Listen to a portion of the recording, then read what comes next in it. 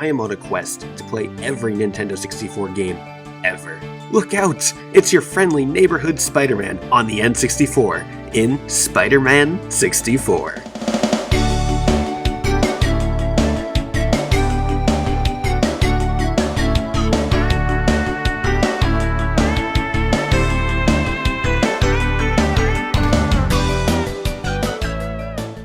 Super shout out to Azura Wind 96 for getting me this game.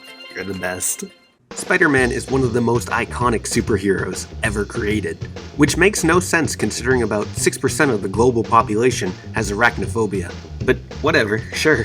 I've personally seen every live-action Spider-Man film, Into the Spider-Verse, and I've read a few of his comics when I was younger. But overall, I was never really into Spider-Man. I've always been more of a Batman kind of boy. He's just so edgy, so relatable, you know? But I still appreciate and adore Spider-Man. As I grew older, I realized I missed out on the Spider-Man game hype. Everyone talks about those games, Spider-Man 1, Spider-Man 3, Spider-Man 2, with the pizza music. Even the new Spider-Man games, I haven't even touched them. I hear they're great. But now, with Spider-Man 64, I can join in on these Spider-Man video game conversations that I have missed out on in the past 2 decades of my life. No more feeling left out.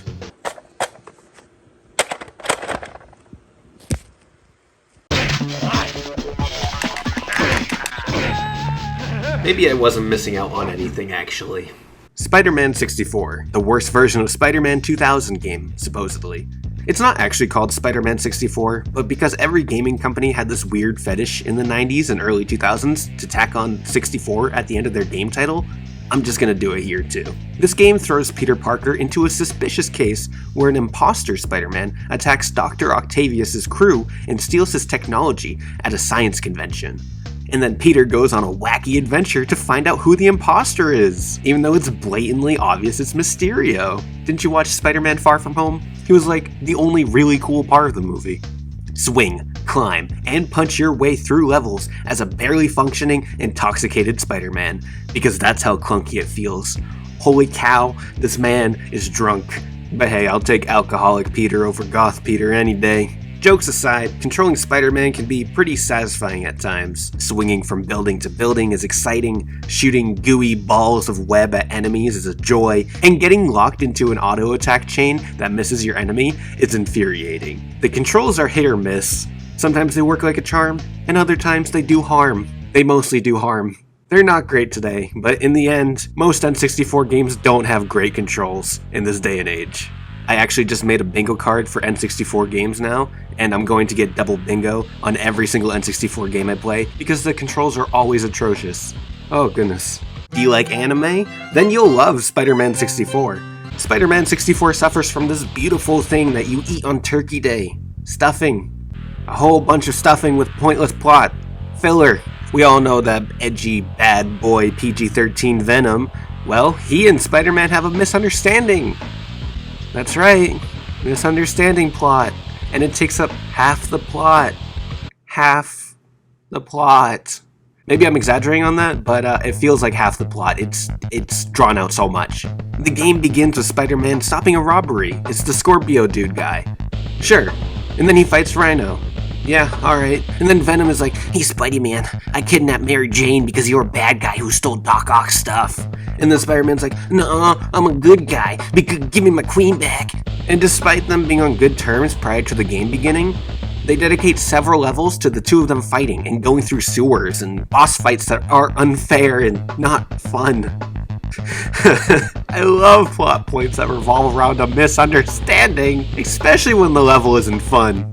Ugh, it's just like a Muso game. After that terrible moment of the plot, it gets a lot cooler because Carnage shows up and Mysterio's there and Doc Ock goes wild and turns into this super cool final boss called Monster Ock, and he's kind of annoying, but then Captain America shows up and the Human Torch is there and Black Cat is there and just everyone is here. The story has a slow start, a low middle, but a fantastic finish, and it had brilliant one-liners through the entire game that had me laughing. Move it, Spidey, move it! What do we have here? Yeah, just my luck. Well, I hope they don't mind if I make a quick deposit. Not this time, guys. Guess again. I also didn't know Stan Lee narrated some of these levels. Welcome, true believers and newcomers alike. Spider-Man co-creator Stan Lee here. Once again, we find our hero Peter Parker, better known around the world as the Amazing Spider-Man, in a heap of trouble. That's really rad. Rest in peace. Outside of the story, there are some other modes where you can swing around or fight goons. It's not very interesting, but it's nice to have. The coolest part of this game are the outfits. There are a bunch of outfits you can unlock by finding some really well-hidden collectibles, which aren't worth finding because why would you want to play this game more than once? Nostalgia? That's not enough. To get just one of these outfits, you have to play the entire game on the hardest difficulty, which, I personally played on the normal difficulty, although I kind of wish I played on kids mode because I would have gone through the game faster. Call me Goo Goo Gaga. Also, this game has a kids mode, and I think that's really cool. That's a great difficulty. One thing that is consistent is the greatness of the music. The music in Spider-Man 64 was actually pretty great. I found myself dancing along to it almost every single level that I played. Just listen to this track.